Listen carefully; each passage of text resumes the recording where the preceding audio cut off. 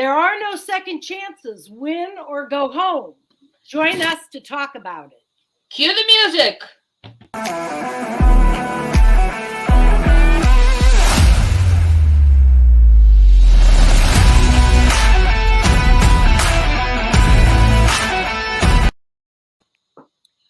Welcome to the Upper Deck by Pinstripe Chronicles. I'm here with Lynn, and we have some definitely things to talk about today. The series is up in the air. The Yankees are looking at it, facing elimination. Lynn, what are your thoughts this morning as we start off? Well, my distress signal is on. I love that. Such an unnecessary end last night. I don't think we have time to go through all of the mishaps and mistakes. Right. And this was our series to win, and now we're worried about do or die tonight. Right. Absolutely. I mean, there's, like you said, there's so many things that we can talk about just about last night, let alone about the week that has come before it. But let me just say this. Since last week, I know that I have felt like today my feeling is not as positive maybe as it was last week. I'm struggling today to have a sense of real confidence. I wish I did. Yeah, and as you know, real fans, you don't give up. I'm not giving up. Well, I believe they can win. I mean, yeah. I know that 99% of the tweets I'm seeing about I'm not even watching, I give up, it's over. They don't really mean it. No, they don't mean it as much as everyone else is. Right. It's not over till it's over. Right. We live by Yogi's rule. So, but it's do or die, and we shouldn't be in that situation. But the truth is that Cleveland has always been difficult for us, regardless of how they did in the regular season. Yeah. And even during the regular season, they've been a problem for us. And this team truly has outpitched us and outhit us. Yeah. Well, no question that Francona knows how to prepare a team for the postseason. He's in there with this team. They're young. They're hungry. He knows how to motivate them. He's done it before. He's done it all the way to the World Series and won it. So there's no doubt that we have a managerial duel here of uneven proportions. Right, which we said before even going into this. It's so clear. You have, a Hall of Famer manager and a Hall of Shamer manager. Oh, and Boone is taking the lumps today. He sure is. Yeah, he's definitely taking the lumps. I mean, there's enough blame to go around for how yesterday unfolded.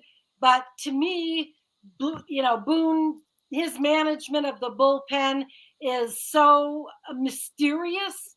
I wonder if he knows what he's actually trying to accomplish.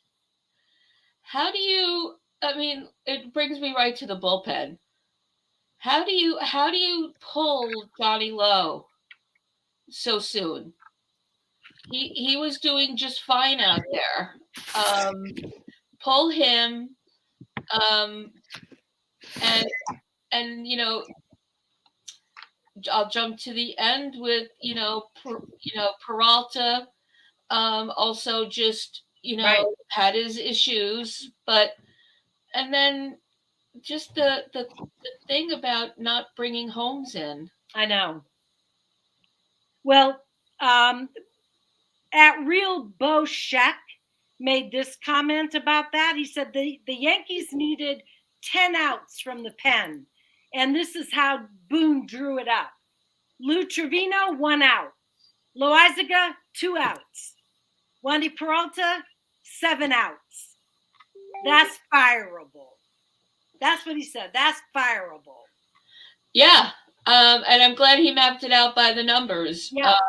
I was too busy banging my head in a wall to keep I track. know. But it's it's fireable, and I like that word, by the way. I want it in the dictionary. Yeah. With Boone's picture next to it. And Cashman's together. But that's the thing. To end that way, and it was unnecessary. Peralta could have stayed. If Lowe had stayed, if everyone had stayed longer and he used the pitching budget, wisely, I don't know that we would have taken the loss. I don't think so. Yeah. I don't know. I think that most people are questioning, and even Severino and Holmes themselves are questioning why Holmes wasn't brought in to close out the game. Boone said that he was sore and that he would only be used in a dire emergency, as if the bases loaded in the ninth with 2 outs is not a dire emergency. But Holmes did not enter into the game, and the questions followed. That's right. And Holmes, being an honest guy, when he was asked, said that he wasn't aware he had an injury. What was the exact? Chris, you had the quote, the tweet on that. What was it? That Holmes just basically said, "I'm not aware of having any soreness." Yeah, he said that he got up this morning, yesterday. He got up this morning believing that he would be able to go in and help the team and that he would pitch. He didn't mention any soreness or any, he had all expectations of a normal day at the office, so to speak. So Boone got himself caught in a lie with his pants around his ankles. Yeah. We're so used to this. Yeah, we know he does it all the time, but hard, cold, evidence right there. Right. It's not going to go anywhere. But and all the usual fire Boone stuff went aflame last night. But with a few countering that this is more about Cashman than Boone. Are you talking? Yeah. Yes. What were you gonna say? I was looking at my notes and I missed what you said. Were you talking about IKF? No, just in general about Boone and his performance. Right. That everyone was so frustrated, and every other tweet was about, he has to be fired. Well, just like we just said about Beauchamp. Right. But counter to that were a lot of tweets about, nope, this is on Cashman first. Right. I mean, who ultimately I think that's the main problem with the Yankee organization.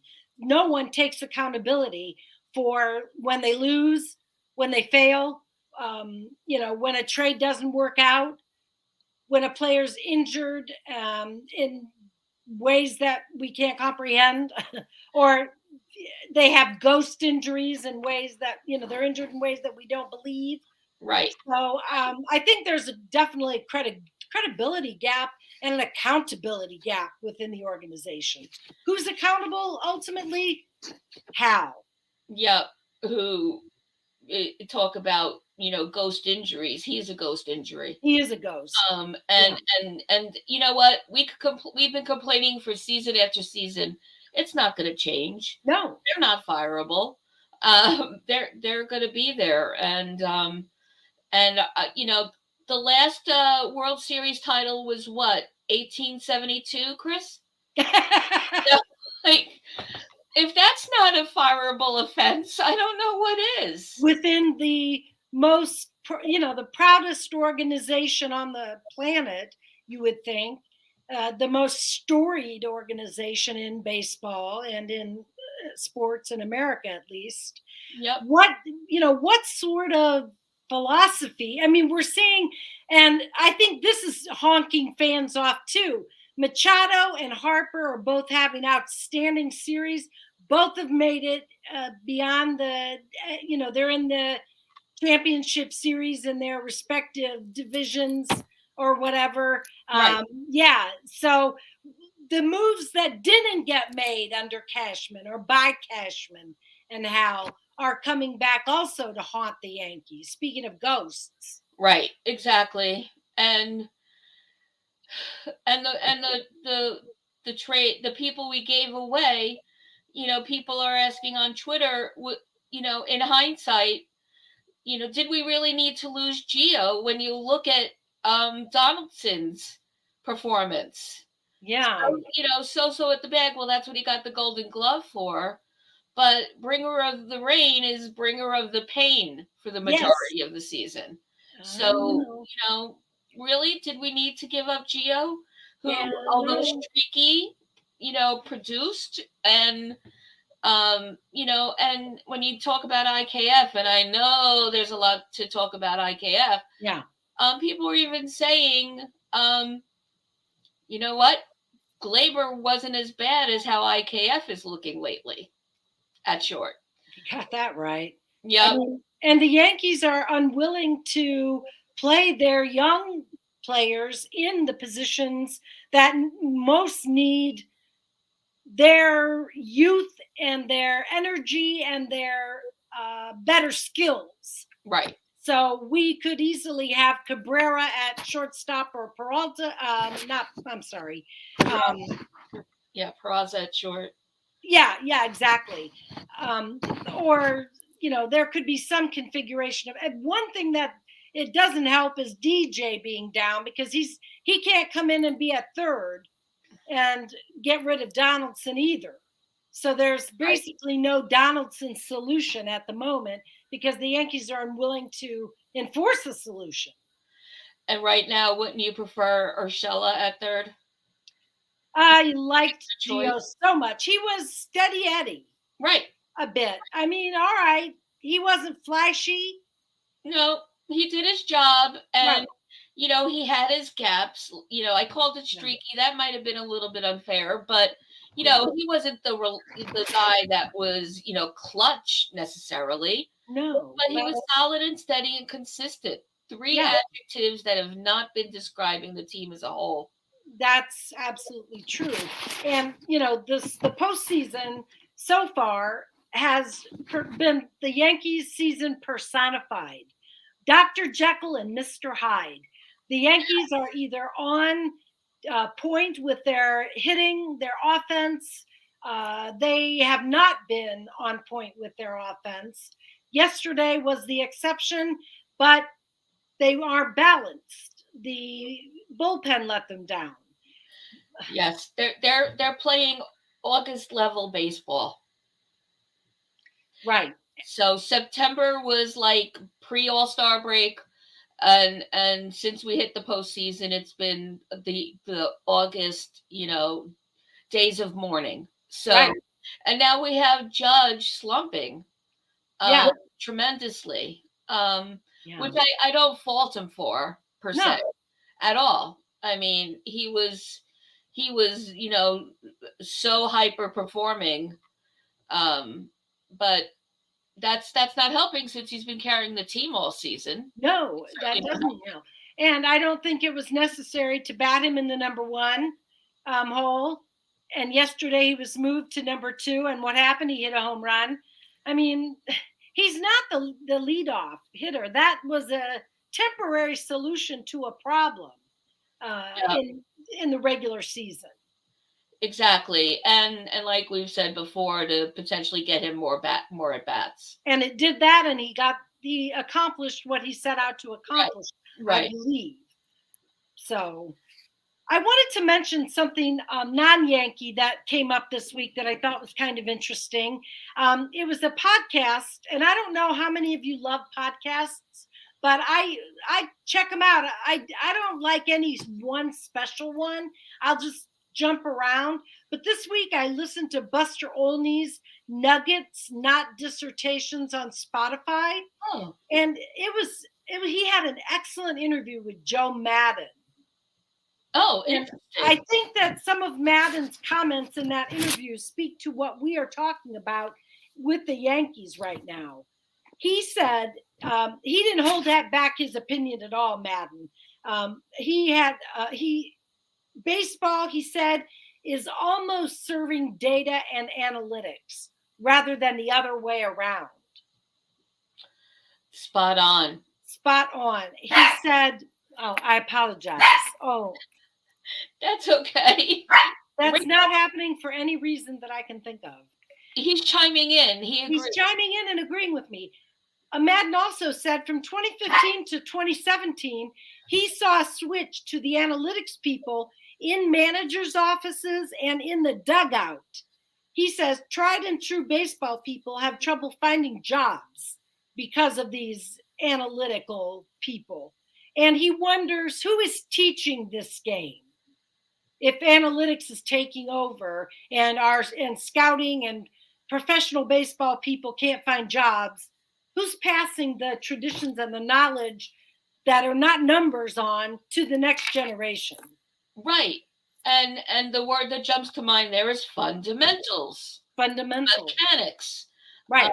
And those are two things that have been, sorely missed and clearly right.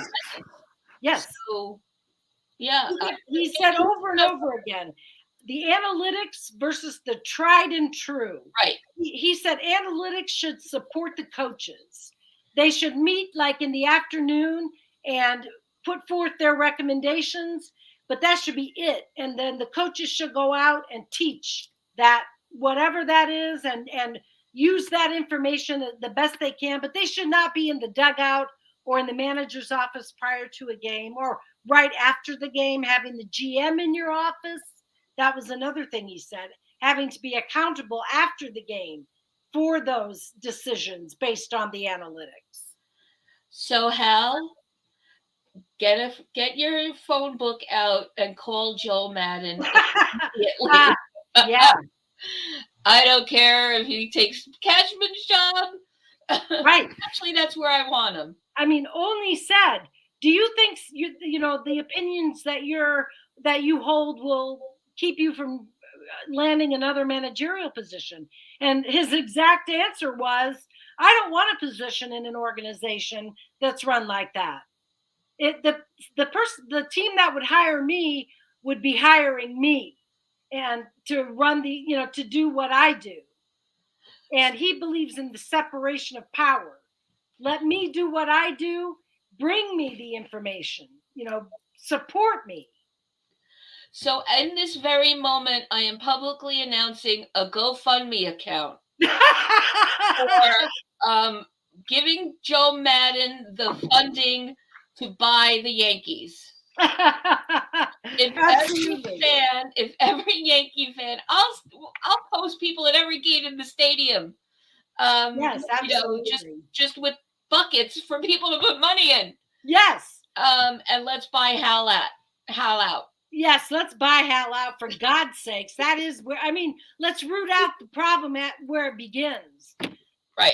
But I thought that it was interesting that Madden had this take because, our coach is young. Our manager, is young, Aaron Boone.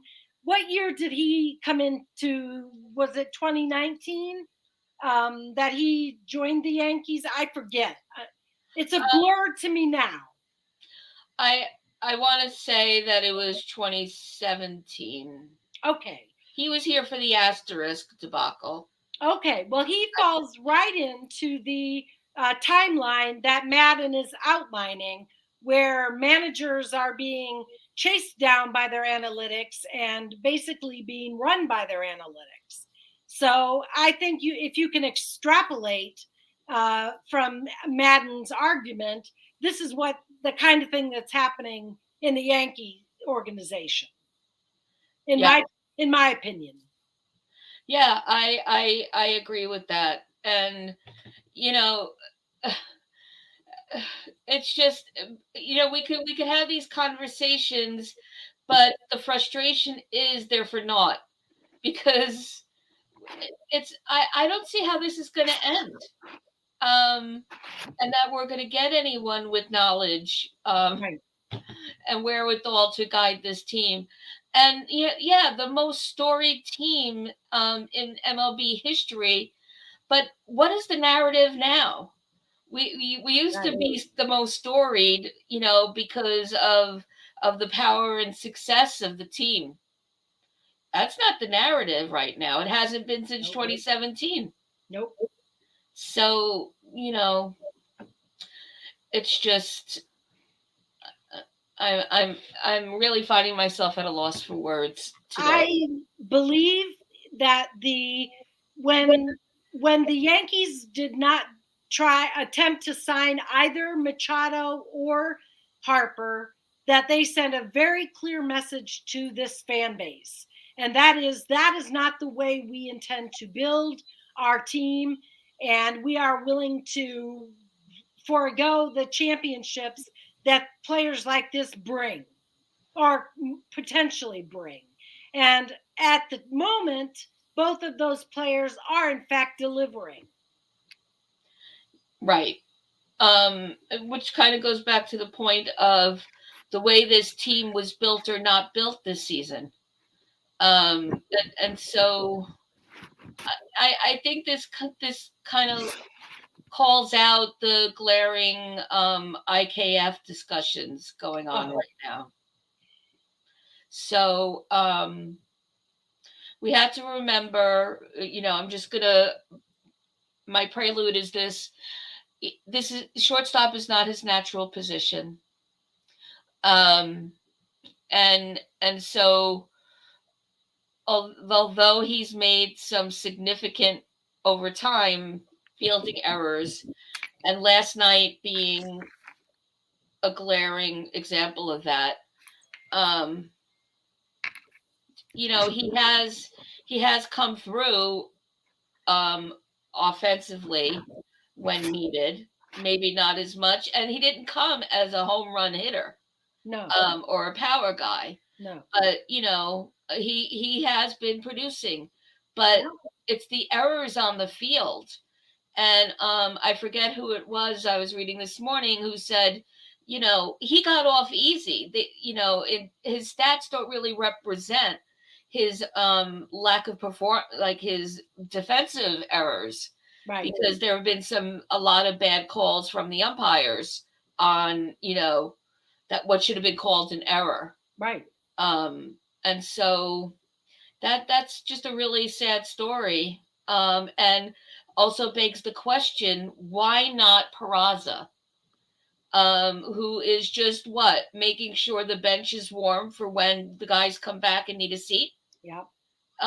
Because, you can't tell me that that Peraza out there might have, given us a different game yesterday. Exactly. And we have a comment from Karen Delaney. Okay. My sister. Hey, Karen. Who says they need to stop trying to force players into defensive positions. To our point. Yes. Defensive positions that they are not expert in. Right. I mean, IKF, in my opinion, was a loser proposition from the beginning, and not because it was IKF personally or his stats, but because it was not Correa, not all right, and then so let's just say that you bring in IKF and he has the year he had, but I agree with you, Lynn. Once Cabrera arrived, that should have been the end of the IKF experiment. Wasn't the big statement that this was a stopgap until Peraza was ready? Yes. And so, but here we are, and we're now do or die. And I'm not saying that's all on IKF's shoulder, but it's a glaring example of the mismanagement, and that there's been millions of examples for. And this could very well cost us, going into the CS. The CS. So, 100%, it all comes down to management. And to that end, I don't think that there should be so much IKF hate. No, at no, all. there should be none. I No. mean, not hate. Well, but the tweets are much more about him and his errors, and he's useless and so Yeah, forth. Because when you're angry and you're throwing things at the TV, you're not going to be reasonable. Like in the moment, it's his fault. But when you roll your chair back, he was thrown into this situation, and right. I guess we're lucky that we got what we got. But why Peraza? And I know I'm being redundant. I've said this the past 3 episodes. Why Peraza isn't there, and IKF and Donaldson are sharing third, and maybe doing that makes them one complete player. I mean, fire Boone and put like any one of us, in the dugout at this point. Yeah, I mean, it couldn't do worse. So, I did say earlier about Judge being in a slump, and Chris, you raised a point about, he did break it yesterday with the 2-run homer. Yes, he did. And so I hope that we see that again tonight. Yeah. And I saw the relief on his face, which was nice to see. Yes. And we have Cole on the mound tonight. Cole on the mound. I have a good feeling about that. Right? But the only thing about Cole is he gives up those home runs like every game. Could he? I'm challenging him. No home runs tonight. But I know, especially, watch out for J-Ram. Watch out for Gonzalez. Oh, right. Right? Yeah, I mean, J-Ram was a ram last night. He hurts us. He hurts. Yep. And Gonzalez, that's like a stake through the heart right now. Oh my Lord. And Karen also just said, shame on the fans for booing Judge. Shame on the fans. Who the hell boos Judge? Who? In Yankee Stadium. But let alone Yankee Stadium. I mean, I guess it's good that I don't get to games that much anymore because I'd be arrested. Oh my God. Anyone around me was doing that. Oh yeah. I mean, that's worse than throwing a bottle at his head. It's unbelievable. It's just it's why Yankee fans have the reputation Yankee fans have sometimes. Right. And it's nothing to be proud of. It represents a minority, a very small minority of Yankee fans. So if you happen not to be a real, like a Yankee fan and you're watching this, that we're not all like that. No. No. I mean, we say bad things, but mostly not in public. And, if we want to say something to Judge, it's not like, I agree. It was just, it angered me so much, and it was repetitive. It was across the games. And so you can't even say there was a bunch of, a-holes at one particular game. Right. And I heard the booing in Cleveland, but at least it should be expected there. Yeah. But Yankee fans, you got to be better. Be better. So, and in terms of being better, I want to share something from Katie Sharp that's going to make us feel even worse and more distressed than we are right now. So she wrote that the Yankees have 12, that last night was their 12th walk-off loss this season, including the regular season and postseason. That's the most single season, regular and post, in franchise history. So what we saw last night, while, currently the huge disappointment and source of anger, they did it 12 times, 11 other times this season that we were in it until the home team got up. Now, does this speak to mismanagement of the bullpen? I think it does, because last night, I think, is a textbook example of that. I think it is too. There was no reason to, like we said at the beginning, why did you pull low when you did? Um, and I understand that Peralta, his arm had to have been getting tired.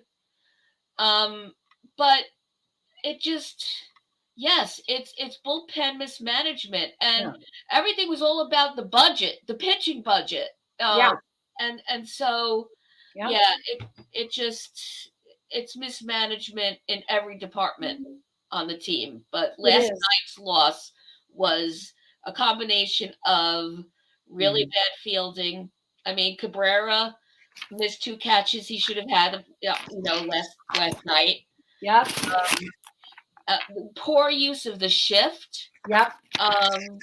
Yeah, so everything is really on Boone. Yep. And yeah, we got to count on Cole tonight. And I don't know, he was yawning in the seventh inning last night, so I hope he got a good night's rest last night.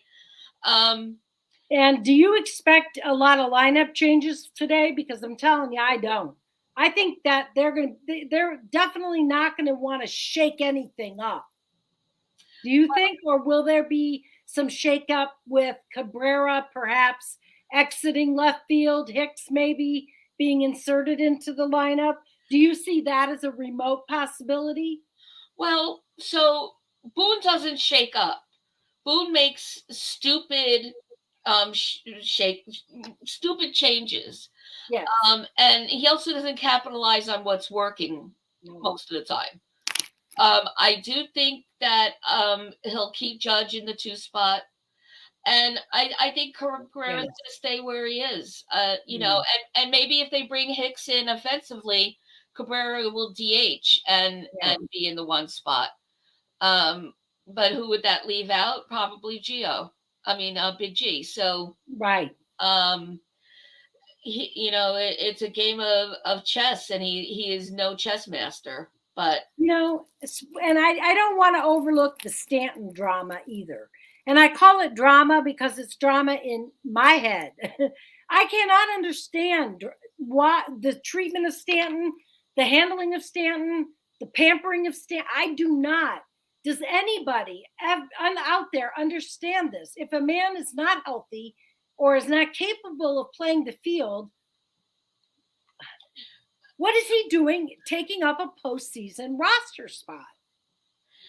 Yeah, and I have a feeling that they know that he's not a good choice defensively. They have to know something we don't, because exactly. He's like glass. Right. He is. He's being protected, and it's not doing us any favors. No. Because what we do know is the more he plays, the better he is at the plate. Yeah. So, no, it makes no sense. It's something else that we're not privy to. Nope. It's another thing that's just covered in mist, a mystery. That's right. We're not allowed to pierce the veil of that particular mystery. But anyway, we're running out of time, believe it or not. And I want to say that before we go, that I'm not negative. I do not feel a negative vibe today. The Yankees rise to the occasion this season when the chips have been down on many occasions. I can't say that any one in particular comes to mind right now, but they're entirely capable of winning 2 games in a row against the Guardians. Right. And I'm sure that the position they're in right now, the eye is not just on the prize, the eye is on the chance to do it at home. Yes. So, I think you're right. I think that we have one of 2 scenarios here, and I think history shows that they'll come angry and pumped up tonight. I hope we're right when we play this back tomorrow.